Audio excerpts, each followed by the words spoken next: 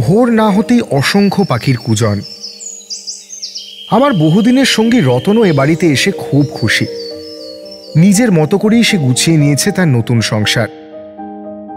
দিন রাত ঘষে মেজে সাফ সুতরো করে রাখছে নতুন বাড়ি। মাসখানেক ভালোই ছিলাম। তারপর একদিন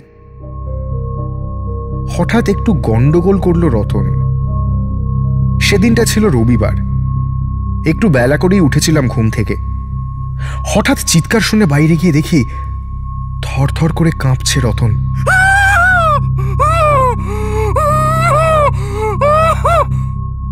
মুখখানা ভয়ে সাদা।